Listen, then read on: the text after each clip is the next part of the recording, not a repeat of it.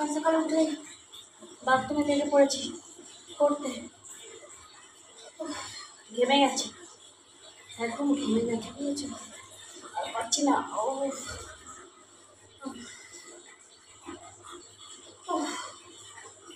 চলো দেখতে থাকো।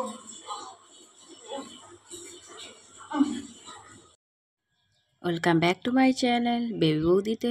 এখনও যারা যারা চ্যানেলটা সাবস্ক্রাইব করেনি অবশ্যই সাবস্ক্রাইব করে নিও, পাশে থাকা বেল বাটনটা অন করে দিও যাতে নতুন ভিডিও নোটিফিকেশানগুলো তোমাদের কাছে পৌঁছে যায়। তো দেখলে তো সকালবেলা উঠে কি অবস্থা হয়েছে, ঘামছাম বের করে দিয়েছে আমার বরটাকেও বলি হারি, যখন তখন যেখানে সেখানে মানে কি বলবো আরম্ভ করে দেয়। যাই হোক, মানে তার তো শুরু হলেই প্রায় হয়ে গেল। চলো, তো ভিডিওটা কিন্তু স্কিপ না করে দেখতে হবে, কারণ আশা করছি তোমাদের খুব ইন্টারেস্ট পাবে। কি করব বলো, মেয়ে মানুষ বলে কথা, আর ঘরের বউ পুরো রস তো নিকড়ে নেবেই, পুরো ফেনা তো বের করে দেবেই।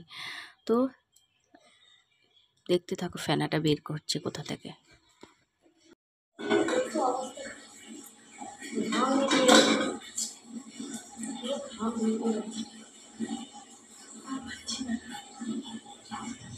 হচ্ছে না, কোমরে ব্যথা হয়ে গেল, ঝুঁকে ঝুঁকে না কোমরে ব্যথা হয়ে গেল।